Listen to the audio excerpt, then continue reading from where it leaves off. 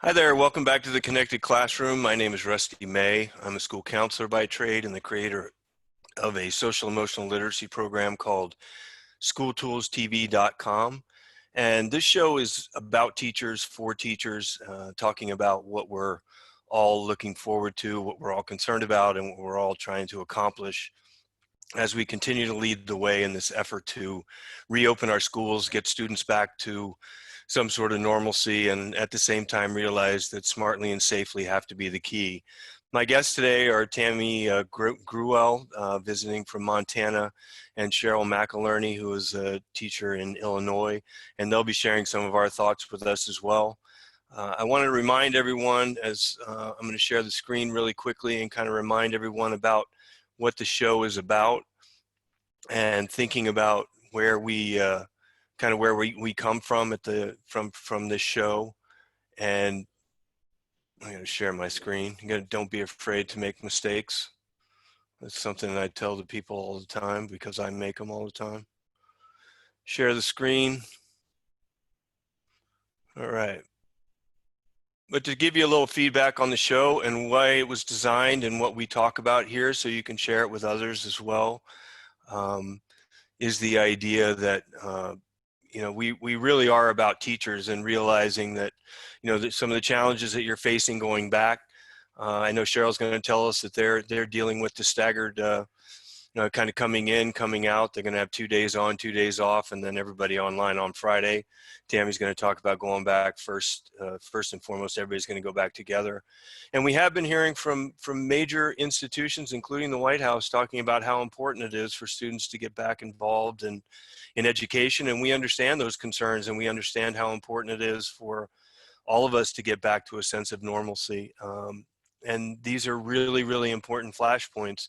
But at the same time, and this is an online petition that really kind of talks a lot about the show, what we think about is that teachers need to be considered in this process, and they need to be listened to, they need to be heard, and they also need to really kind of lead the way, because what's most important right now is that the educators that are going back, including support staff, feel safe, and also the social emotional component of the connection being more important than any of the content pieces, and that we need the entire community to deal with this issue. Obviously, adults have to go back to work, students need to get back to school. All of these issues are real and they're important, and we're here to talk about those things today. So I'd like to welcome in Tammie and Sheryl to talk with us today. Let's see, I'll get Sheryl unmuted here in a second. Tammie, you there? I am. Thank you very much for being with us today. Just want to say hello and thank you. Sheryl, are you there? Yes, I am. Great. Thank you so much for being here. I'm going to go ahead and open up the mics of some other people that have joined us today to see if they want to share anything with us. Teddy G, you want to join in real quick? Hey, Rusty, how are you? I'm good. Thank you for being here again. It's my pleasure. Thanks for having me. How are things in New York? Things are going well. As of right now, I think I have one of the lowest COVID cases in the nation. We're still in the process of reopening. Today, the school that I work at, SUNY Geneseo, currently has a town hall meeting from 3 to 4:30. So that will allow a lot of faculty, staff, students, parents to sort of address their concerns for the reopening. We do start school a month from July 31st. So August 31st is when we plan on starting classes. I guess with the town hall meeting, we're going to see how professors plan on either having a hybrid style class or either just having classes solely online or having it back on campus. But overall, things are going in the right direction. All right. Well, thanks for being here as always. Amber, do you want to join in today?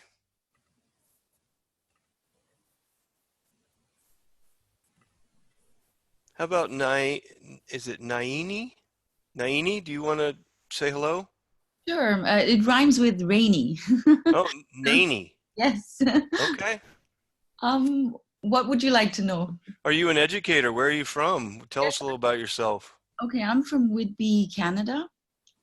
I've been teaching IB for quite a few years, but IB is the International Baccalaureate, but right now I'm in a small, very private Canadian school small rooms and a maximum of 15 students. I'm concerned about the fact that nobody has told me what I'm going to teach and what are the, the procedures that are going to be in effect soon. So I have no idea. And I'm not planning my lessons. I don't know if it's going to be hybrid or, so I'm just in this, a nebulous zone right now. Yeah. How old are your kids? Are they high school age, 16, 18?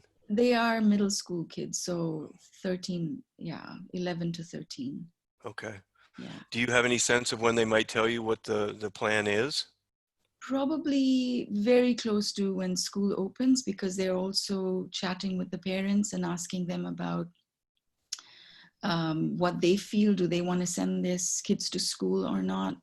And I know that some of our students, their both parents work in the healthcare system. That's my worry, because sometimes when these kids are sick, the parents are so busy, they just send them to school. And we have 3 or 4 students whose parents work in the healthcare system. Yeah. Are you concerned about your own health? Of course I am. Of Okay. course I am. I All mean, right. like when you're in the plane, they say, look after yourself if something goes wrong, and then look after other people. So you have to look after yourself, and then, yeah.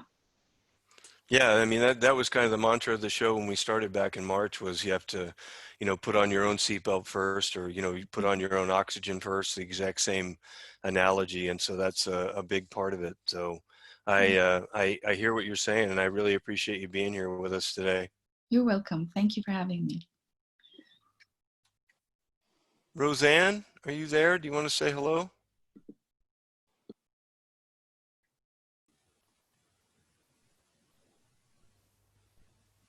Hello?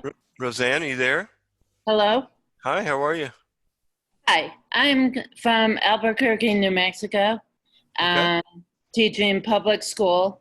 This year, I'm kindergarten and first grade. They call it cross cat here, which means I get a little bit of everything. And right now, my caseload, from what the district said, is 6 kids, but it's kindergarten, so who knows who's gonna walk in the door.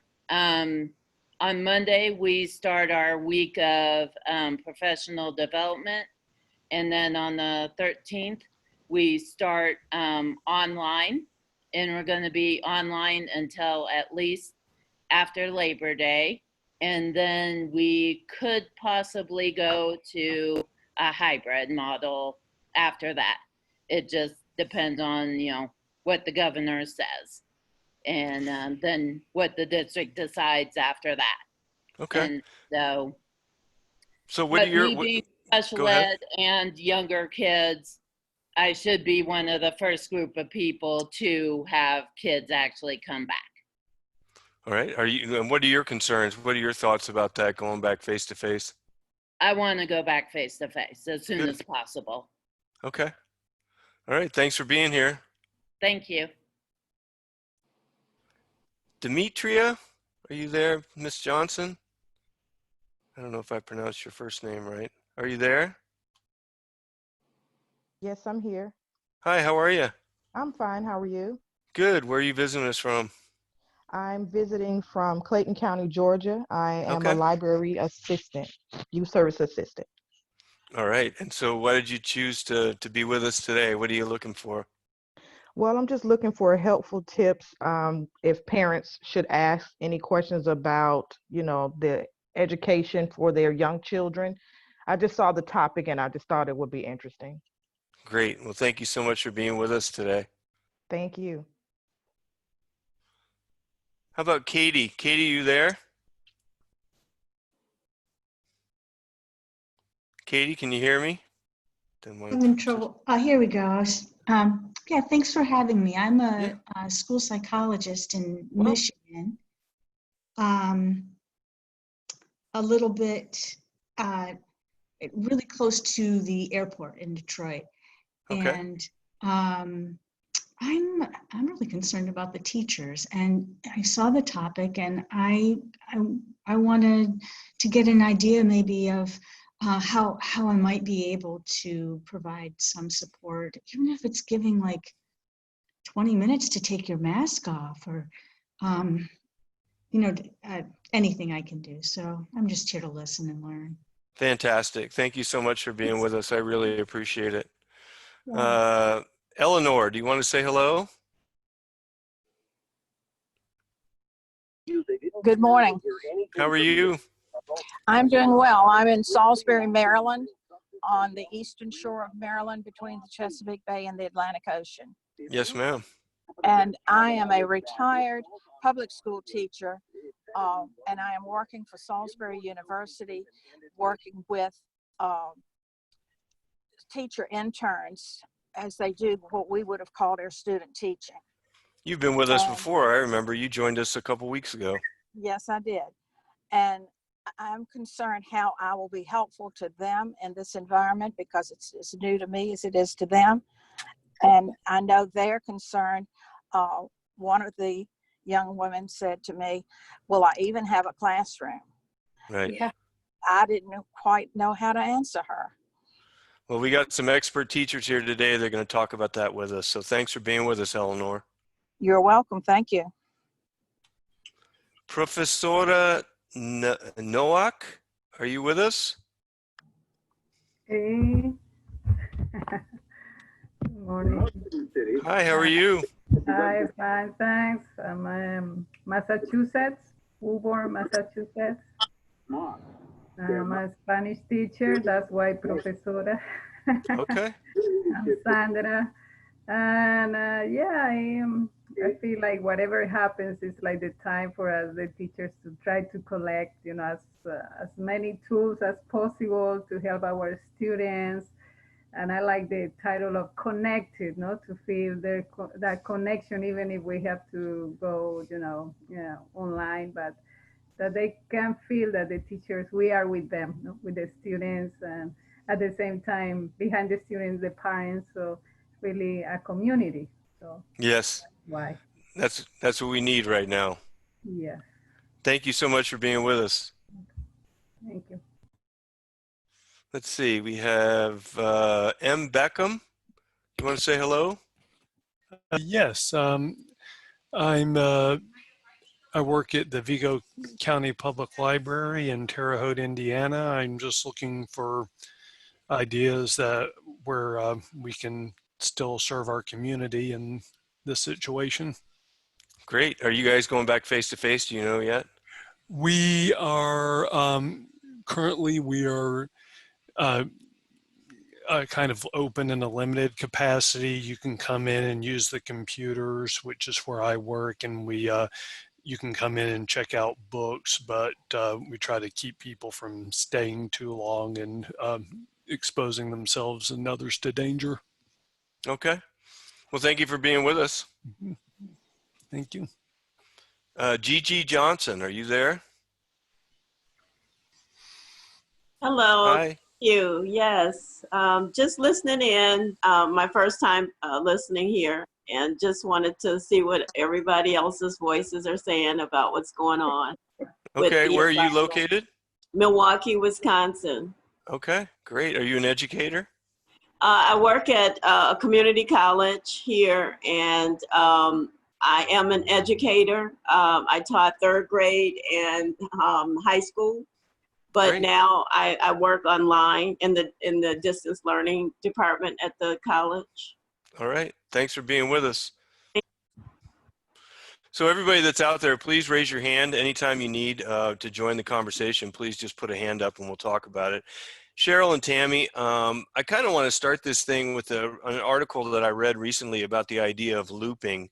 And I know, Tammie, you and I talked about this earlier this summer, how much easier it was to go into online learning because you had been with your kids for 6 or 8 months.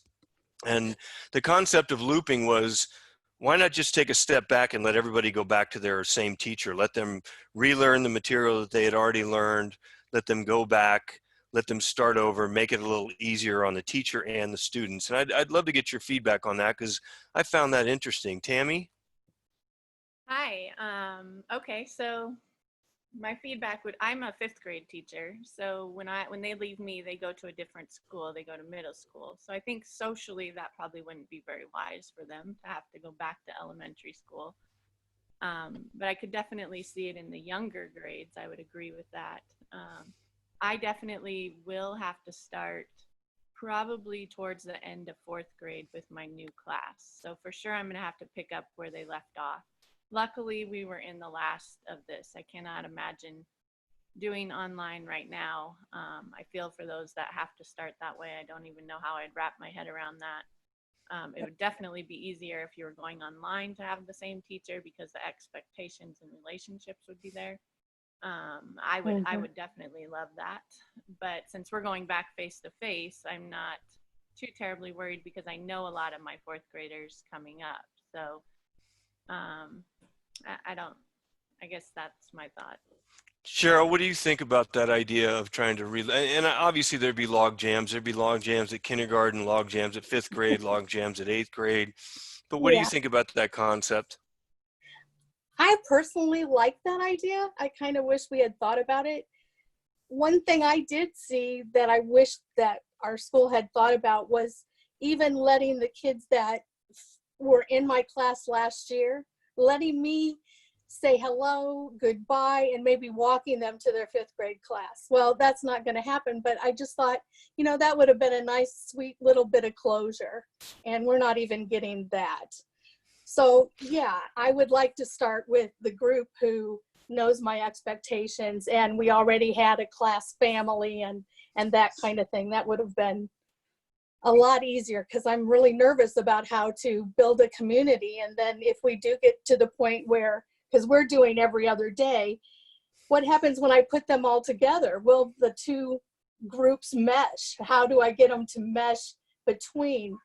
I've toyed with the idea and thought about, for, partner projects where one of the partners is at school and one of them is online, just to try to build some of those relationships. But I'm really struggling with that right now. So I kind of like the idea of the loop. And since I'm 4th grade, that wouldn't have been because our building is just 4th and 5th grade.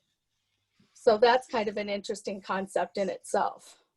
Well, the research has been really, really positive in schools that have been been able to do that. I think it was Roseanne that was saying she was a K-1 teacher, but the research on students that have had the same teacher 2 years in a row prior to any of this situation has been incredibly positive for the majority of the kids, both academically and socially, because of the ability of the teacher to really figure out the expectation of the students, but also for the students to understand the teacher and what their expectations are. Tammie, you're going back face to face, so you're going to start, you can share some of your ideas. Tammie and I have known each other for 15 years, and she's a social emotional literacy master in terms of the way that she organizes her classes.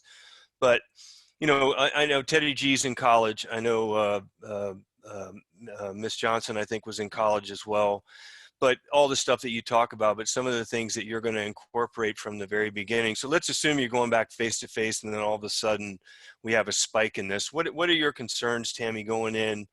The things that you need to do immediately as quickly as possible in order to get that relationship created? Absolutely. I first and foremost, there will be a lot more relationship building in the beginning. We usually take about a week, and then we kind of filter in the academics slowly, but that's not going to be the case here. These kids are going to come back with fears, anxiety, those types of things, and you're going to need to put procedures in place. Kids love routines. So once they learn the routine of wearing the mask, hand washing as soon as you come in, staying away from others, how to work with a partner when you're 6 feet apart, those types of things, they're just going to become routine, but they're going to take the practice of it.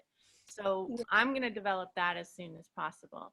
The other piece I'm going to develop as soon as possible is the online component, so that if something were to happen, if they have to go online at home, they know where to go, they know their passwords, they know how to find that, they know how to email, they know how to get on Google Classroom, those types of things. So those are going to be my two main priorities of a first, 2 to 3 weeks. I'm picturing in my head of just calming the fears, and just kind of getting a new routine. This is the new normal. We don't know how long it's going to last, and so we just have to prepare for it. Well, I really appreciate that. And I also think what's interesting too is that when a lot of people think of SEL, they think of soft skills, and what you're talking about are concrete, real stuff. Let's figure out what our passwords are. Let's figure out how to get online. Let's make sure. I mean, it's the hardest thing that I have to do right now is try to communicate with my 83-year-old dad, because trying to get him onto WhatsApp or try to get him onto an app, you kind of have to get it down to a point where the kids can understand it. Not only the kids, but the parents as well, right? Because that's the situation, is where the parents are incredibly frustrated with the level of technology and what they have to accomplish. So that's, everything you're talking about is really, really practical, common sense stuff. It's not like, oh, how was your summer? What'd you do? And I mean, this is sort of a situation more like a triage, where we're dealing with mental health issues, we're dealing with fear, we're dealing with all this stuff. And what you're saying, what I'm hearing you say, is that what we have to take care of is trying to calm all that and really get them to a place where they feel confident in us.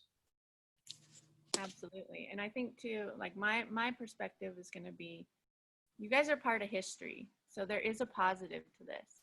You guys are making history here. And so I just want to focus on their part of the world, like them being part of this world. And in Montana, we're a little different because we're not seeing the same things as the rest of the world is, but their world has been impacted the exact same. And they have relatives all over that are being impacted the same way. So I think it's important, I don't really, the parent part, I'm not concerned about teaching them how to get on things, because they're not going to get it. I need the kids to be able to do that. And fortunately I work with 5th graders, so they're independent. And that's one of the things that, Sheryl, I'll ask you this too, because you're a 4th grade teacher, but one of the things that I find interesting about a lot of the ideas that are being rolled out by districts or by states or by, even the country itself, some of this stuff works really well. Like I read an article today about doing outdoor education. Why shouldn't we just take everybody outside? It's easier, it's safer, and all these, and it makes sense, right? But except for kindergarten kids, or except for, I can remember being in 12th grade. If I went outside to do a lesson, I didn't learn anything. All I did was stare at whoever I was interested in the class, and that kind of thing. But you're going to a 2-day hybrid model. And my question to you is this just putting a tremendous amount of more work on you? Because not only do you have to create in-person lessons, but you also have to create online lessons. So what is your workload like? It's doubled. We're going to, the 4th grade team is going to meet this afternoon to try to figure that out. We were told that, no, you can't live film. So how do we do this? When do we do this? So there is a lot of questions. There are a lot of questions that I don't know the answers to yet. And that's kind of scary. Yeah. Do I have to do this by myself? Do I have to hold my phone and record? Will there be a good sound system so they can hear me? I have a lot of questions. Am I going to get the equipment I need if I need it? Schools don't have a lot of money. And we've had to spend a lot of money on cleaning and extra supplies. Then go ahead. Well, and just trying to get through rumors and things, that's a struggle. And because Sandwich is a small town and things just fly around, whether it's truth or not. And it almost becomes harder to do that. We were going to not have parents have the option to keep their kids at home the whole time. They could remove them and homeschool them, but the state said, no, you have to provide an online education for these families who choose to keep their kids at home. So that adds a whole nother layer that isn't even part of the hybrid. Well, before I follow up on that, Jeff, thank you for your comment. I appreciate you joining us today, and I agree with you. That should be exactly the thing. He said face-to-face and online lessons must be the same. I agree with you, although trying to put an online lesson, if you're going to try and video yourself for 45 minutes doing a face-to-face lesson and then expect kids to watch that, that's just not going to happen. And so you have to definitely shorten that part of it, and that makes it really challenging. But you talked about rumors and stuff like that, and I would ask Sheryl and Tammie both. You know, there's a lot of people out there that feel like the mask is irrelevant. They feel like that they shouldn't have to wear it. They feel, I've even heard it's my God-given right not to wear one. Oh, So what happens if a kid comes into the classroom? And I will also offer that to Katie. I think Katie is in Detroit or around Detroit in Michigan. The kids, a lot of people have said the kids who should come to school should be the ones who need it the most. The ones who are, they either have learning disabilities and they need the teaching support. They're getting food there. They're getting the kind of, their home environment is not safe. And so the idea is we need to bring kids to school who really need it, and kids who have parents who can afford it can stay home. And so my question to both of you is, and I'll start with Sheryl, what if a kid starts playing with his mask, or what if he coughs in your face on purpose, or what if that becomes the tool by which they act out? And then at that point, you know, who's there to help? Because like you said, Sheryl, there's not a lot of money floating around right now.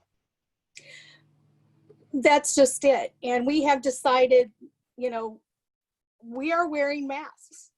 And I've even, and see right now it's a rumor that if the teacher doesn't wear a mask, she gets docked a day's pay. So, or he, you know, I want them to wear a mask. I have underlying conditions. I even bought myself a face shield just in case. But I feel like that's also another barrier that I have to get through to make the connections. So I am going to add that comment. And behaviors, yeah. What about that bullying behavior? That kid who won't stay 6 feet apart and does that? You know, what's the school's responsibility? And what's my responsibility? And will we be given good guidelines for kids who step out of line? I don't know. That's what I hear in your voice, and that's what really, you know, drives me. And one of the reasons, the only reason I do this show is for that very purpose. Tammie, your thoughts? I know Montana is a very live-free state, and I appreciate it more than anything. It's probably the biggest thing I miss about the United States is driving around Montana. But you know, what's going to happen if the kids make the decision that, you know, hey, my mom or dad or grandfather or whatever said that this is not important? All right. So I've put this to peace with myself. I'm not going to be the mask police. I'm just not. And so we've done summer school in Montana now for all summer with kindergarten, first grade, and high school.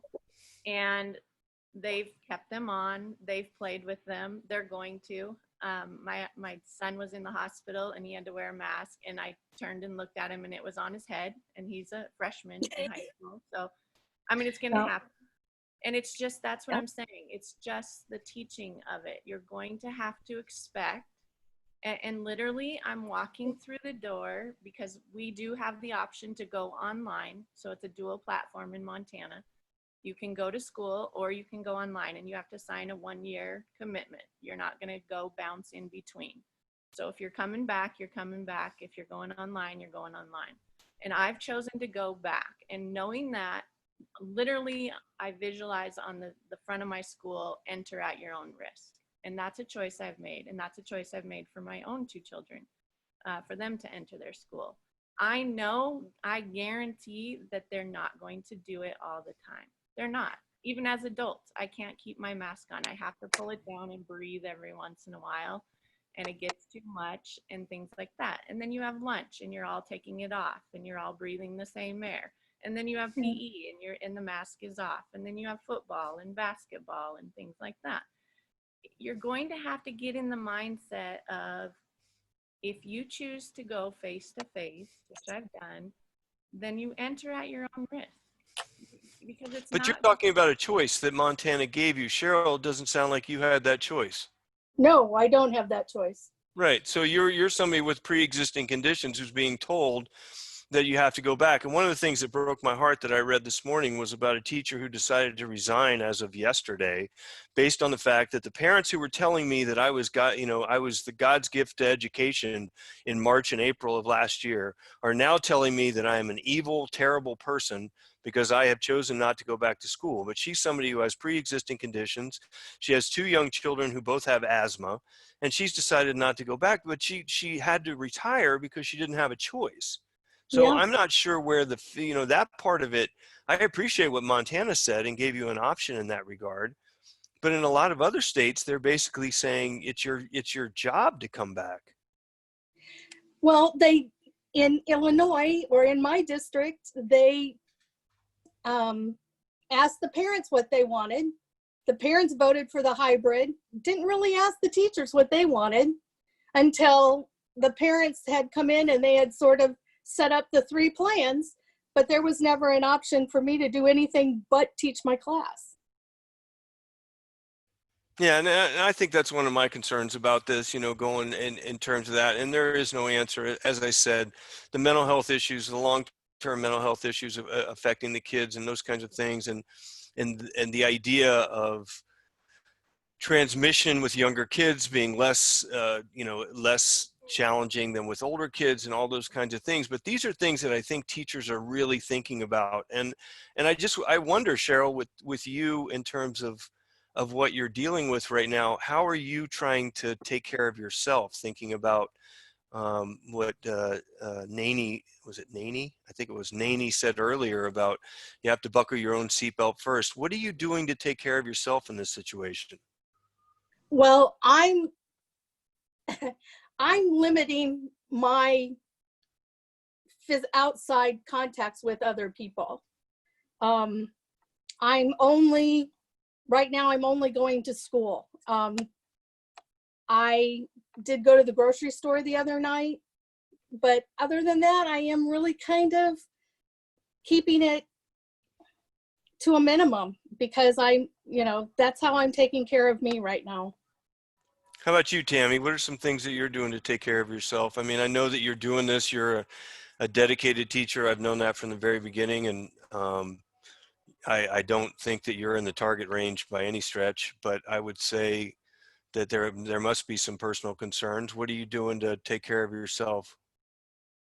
Yeah, and I feel like a jerk saying stuff because I'm not at risk. So I have a different mindset. But like I have an aunt, and I have Zach's parents, my husband's parents are both elderly and have compromised immune. But I think it's just become routine now. And so when I go see my aunt, then I put on a mask and I stay 6 feet away, or she stands on her balcony and I call. But I personally, I've chosen to live. I'm not living in fear anymore. And so it's been too long. I honestly feel like by now in our small community, I've had it. I mean, there's no way I haven't had it with the contacts that I've had. And so I hate to be one of those people, but I'm choosing to move forward. I can't live in fear anymore. And that's the kind of message I'm going to send these kids that are choosing to come back to school, is that we will be safe. We will have our precautions and our procedures in place, and we will do what people ask us and what the law requires, and to keep everyone safe. But we're going to move forward. We cannot just stand in a standstill forever. So that, I feel horrible saying that when I know people are out there that are different than I am. And I don't think horrible or hate or any of those things are the appropriate words. You're in a different situation, and that's the challenge of the American education system, or any country, Canada, for example, or any other country that is represented on this call today.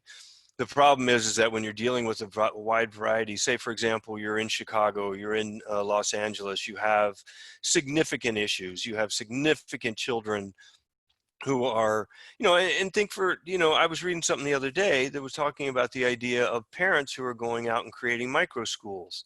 And what they're doing is they're basically hiring a teacher, or not even a teacher in some cases, just a tutor, to come into their home, and they have 4 or 5 kids that they feel comfortable with, who are friends of their kids, and they bring them into their home, and they sit there and they provide them with the educational feedback that they need on a daily basis. So I'm not concerned about the kids who are rich. I'm not concerned about the kids who are whose parents have means. My concern is that the kids whose parents are struggling right now, whose parents have lost their jobs, or who are, you know, dealing with different situations, are we looking at an education system that's going to become bottom up in terms of the fact that the kids who are coming to school will be the ones who don't have any other alternatives?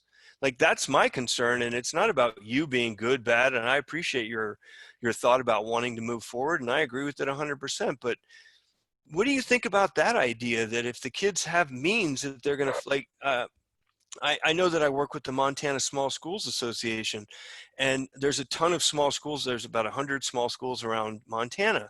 And I've been talking to teachers all summer, and they're getting a lot of people from California and people coming from other states who are like, if my school does not go back face to face, I'm going to bring my kid here. And they only have 8 kids in the classroom. So obviously these things are not a big challenge. But what about the inequity of education? What about some of the other things that are going on that are going to be affected by this? Tammie? I couldn't agree with you more, Rusty. I've thought of that myself, is how far are the kids going to get behind, which will then lead to social emotional issues. Because online teaching is not the same.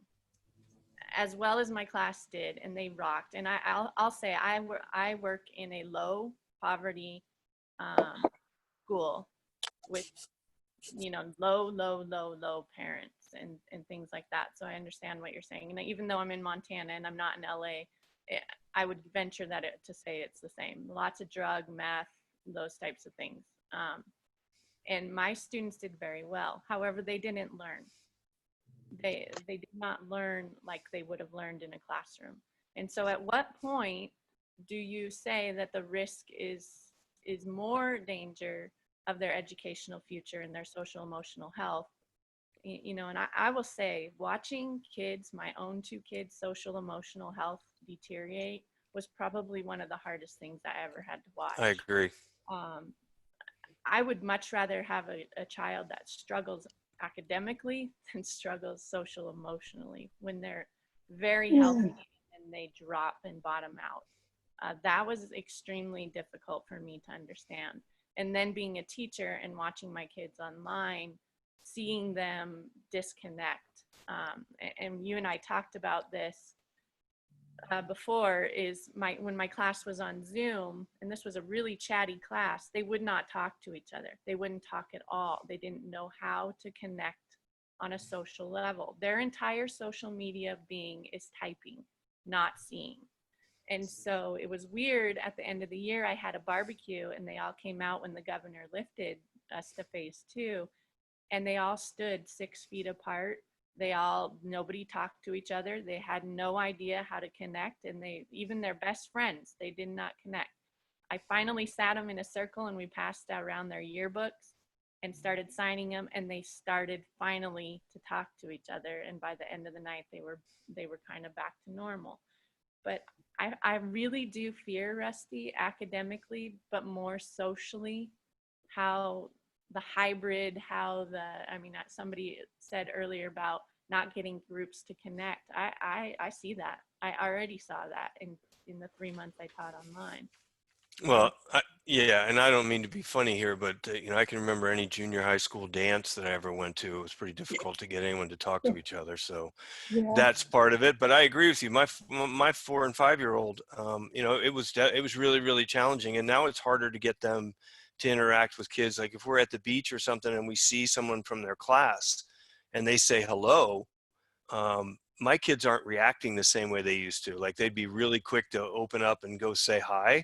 And now they're a little standoffish about that. And it's really substantial. But and I agree with what you're saying. But like I said, I think what my concern more is about the economic disconnect that's going to happen, because now we're looking at a financial crisis that unlike anything we've ever seen. You know, maybe they talk about the Great Depression, but in terms of numbers and everything else. But then we're also looking at the fact that public school could then become basically just kind of a place where kids go who don't have any other alternatives. And so maybe the face-to-face part of it, there's benefits, and the social emotional part of it and that. But what happens to the teacher? What happens to the teacher who is dealing with these kids who have significant challenges, who have real hard times? I mean, don't you think the caseload part of this, Sheryl? I mean, when you think about, you know, who's going to end up coming back to your class, I mean, do you expect that there's going to be a percentage of your kids who just stay home and who decide that they don't want to come back, and those are the kids who are probably the ones who have the most resources available to them? I really do believe that. I think those are the ones that probably will stay home. I'm wondering about, we have a large Hispanic population, and I'm wondering about those multi-generational homes, if parents will keep those kids home who need to be in school for ELL and things. I'm wondering if they'll keep them home for fear of their older generation in the home with them. That So was I'm one of the concerned questions. about that. That was one of the questions we asked earlier and on the show about 2 weeks ago, with the demographics of who's being affected the most by this. That when you look at the racial, when you look at communities of color, and you look at the racial disparity of how this disease has affected people, that when you look at multi-generational homes and you look at homes where you have kids who are being taken care of primarily by grandparents, what you're looking at is normally kids of color. And so Yeah. the idea that the other thing we're bringing into this school year is the Black Lives Matter movement and all of the other things that come with that, and the racial equality piece. And it Yeah. almost seems like, okay, the kids who have to come back are the ones who are experiencing the most challenges in their home environment. And oftentimes those are the same kids that we're talking about trying to encourage in this new, racially sensitive environment. So the challenges facing teachers, and again, I want to come back to this. This isn't about anything other than teachers. The challenges facing you, Sheryl, and you, Tammie, are tremendous in my opinion. And Sheryl, you said earlier that you didn't feel like you'd been listened to, you hadn't really been talked to by your district at all. Tammie, was your district interested in what the teachers had to say? Absolutely, yeah. Our superintendent's been on 3 times a week Facebook Live, keeping us in the loop, and lots of surveys going out. And what do you think of this? What do you think of that? Tonight he's unrolling the specific plan of what will it look like, and then tomorrow morning we have a teachers meeting for feedback on that and any other questions we might have. So I will say that it's been amazing. He has done an amazing job, and I know not everyone's that lucky, but he really feels for the teachers that are compromised, and that's why he created the online academy, because he didn't want to just say either come back or don't have a job. So now those people have an option. They can be the ones teaching. They get the priority. If you have a compromised immune system, then you come first when it comes to deciding who teaches online. And so it's not going to be, we have a strong union, and our union backed us saying these teachers are not doing both. That's a period. They're not going to do both.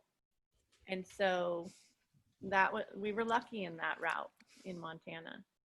So. Okay, I just want to make, and this is, again, this show's not to depress. This show is to create conversation. And everyone that's out there, please raise your hand if you have a comment. I know we're getting great comments in the chat. Thank you so much, Roseanne.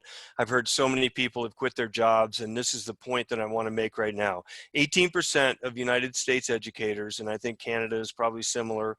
Where I am in Portugal, it's actually more like 60%. 18% of educators are in the target environment. 27% of administrators are in the target environment.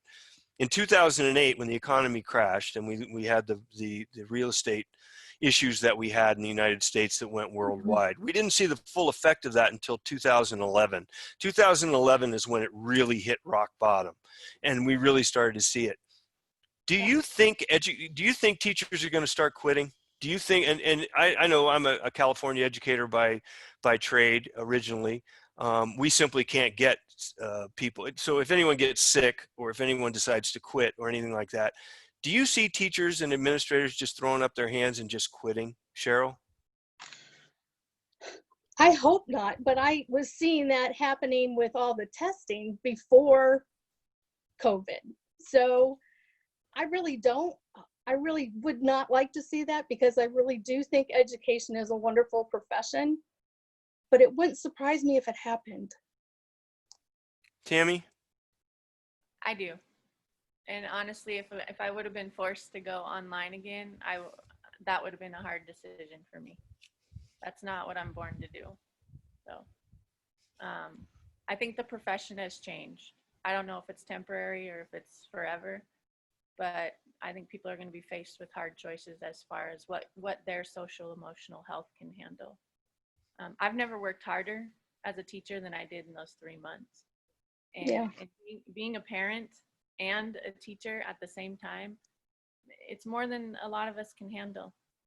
And watching kids suffer, you know, and knowing kids like mine that are probably being abused and in very stressful homes, that takes a toll on my little teaching heart when I can't see them every day. So if they didn't show up on Zoom at my morning meeting every day, it didn't do well for me.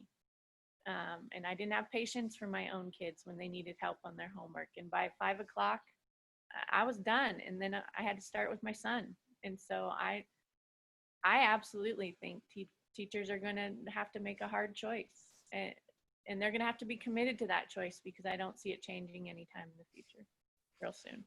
What can we do? I mean, what's the positive that can come out of this? Because I think, you know, I've been making the statement that since the beginning of this show, we started right after the close down in March, and I've been talking about it ever since.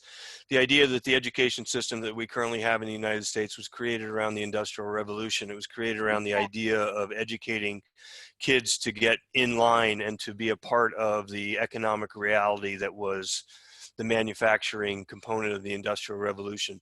None of that stuff applies anymore. I mean, I think one of the articles I read recently about a teacher quitting, and she said she's quitting because everybody's been telling her that STEM is so important, and she felt like that people weren't really paying attention to the science of the disease or the science of the virus in terms of reopening the schools, and she was really affected by that. So maybe we're looking at a window of opportunity where we can recreate education. And I think a big component of that right now is understanding how do we take care of kids for 8 to 10 hours a day, because parents need to work. So that's a big part of it, especially if you're talking about people who can't telecommute. And I'm fortunate I can telecommute.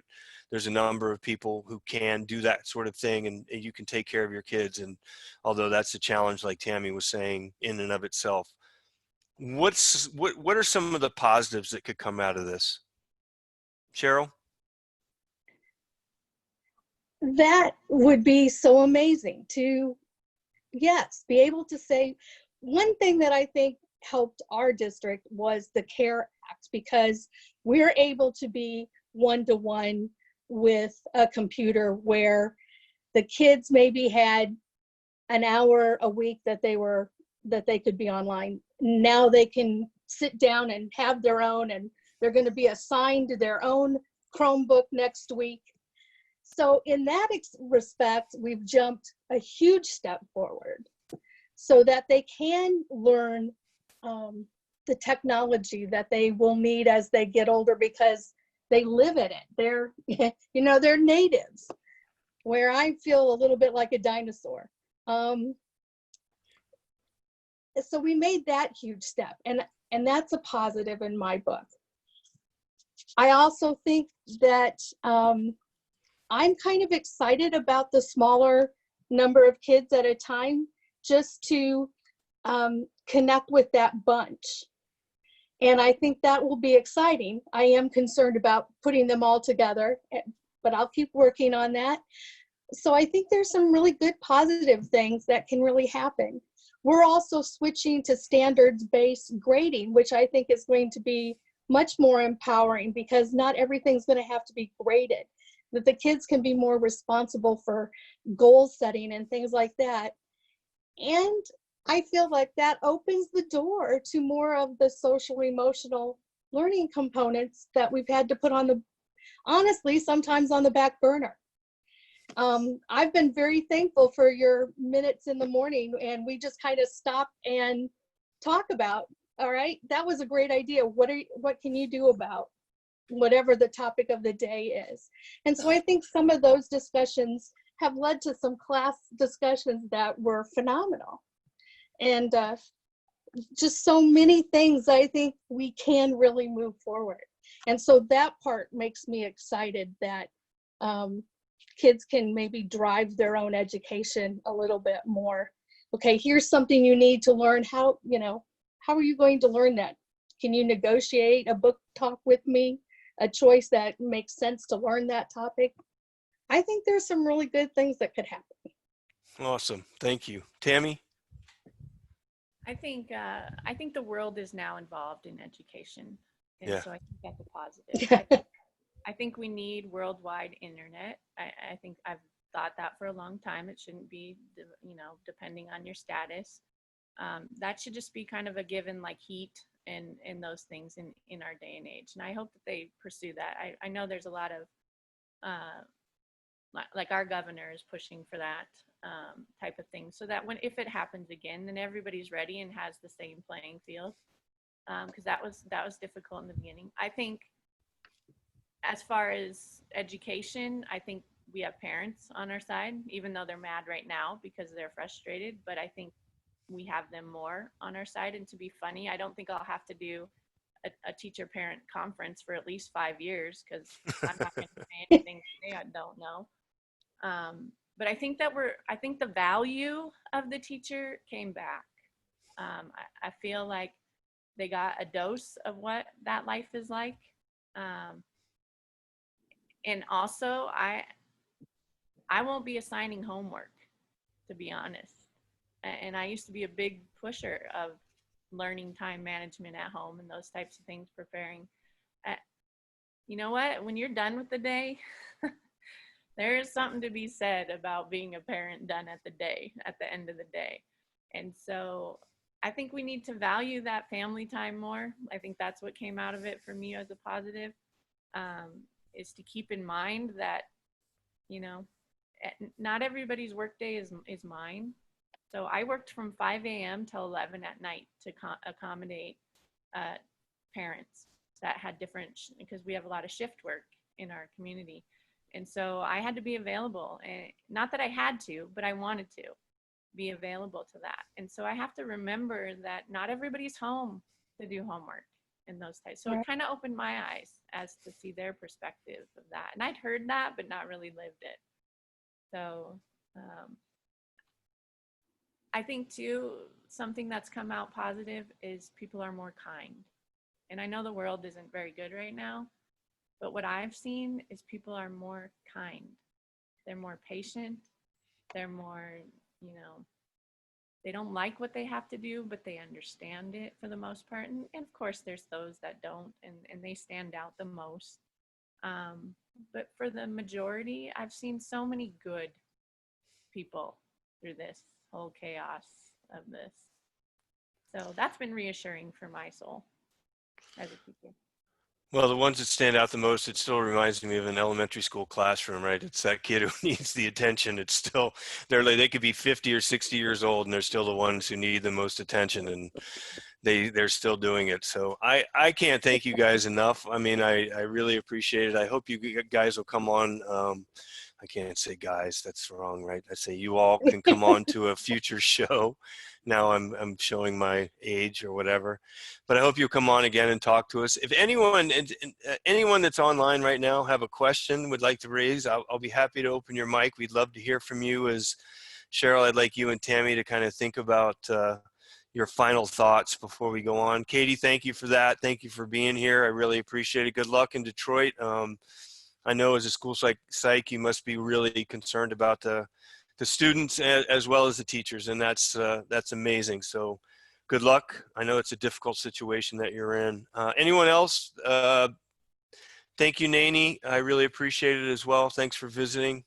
Hope everything is well in Canada and your school opens. Katie, thank you as well. Teddy G, you always have something positive to say. You want to finish us off? Yeah, I appreciate the guest speakers today. And I know everybody's going through a rough patch or tough times. I know despite what we hear on the news and what we see in our communities and what we, watch or listen or view on social media, that it's hard to be optimistic, but at the same time, we do have people that we have to cater to. And I appreciate all the teachers, staff, faculty across the country. And I just hope that things do get better. It is really a political situation at this point. It's really out of our hands, but we have to try to at least be optimistic to the students that we do cater for. So I hope that, people do use this platform to, voice their concerns, but also find some optimism at some point during these rough times. Thanks, Teddy. I really appreciate it. You should send me your email. I should have you on as a guest as well. You're the best guest that I've had. One of the best guests I've had so far. All right, everyone else, thank you for your comments. I really appreciate it. Thank you for everything you're doing. It's amazing. And what we heard today, you could hear the care and the concern in the voice of the teachers that were with us today. Tammie and Sheryl obviously are in different situations, but the idea of going back concerned, all of the stuff that's there, it's all real. Your concerns are real. Your feelings need to be real to you, as well as your thoughts need to be heard. And I appreciate you coming here today. You can become a member of our show on learningrevolution.com. Join us again. Teddy's been here, I think, almost every week since we started, and I really appreciate it. It's wonderful. I can definitely make the chat available, and the recording will be available online as well if you want to share it. So, Sheryl, final thoughts? It's a new year. It's a exciting time, and we just need to go in with a full heart and inspire and be creative and allow the kids to dream.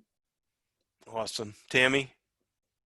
I would just say this is what we signed up for. This is from, when we used to play in our basement and we used to be Mr. or Mrs. Who playing school. This definitely was not what we ever thought would happen, but this is it. They need us. They need us more now than ever. And I'm excited to be their stable rock. So I'm just ready to get in there before they change their minds. So hopefully we start soon. So. All right. Thank you both so much. Thank you all that are out there for visiting with us today and for all you're doing for the kids in your care. We'll look forward to seeing you next time on the Connected Classroom. Thank you very much. Have a great day.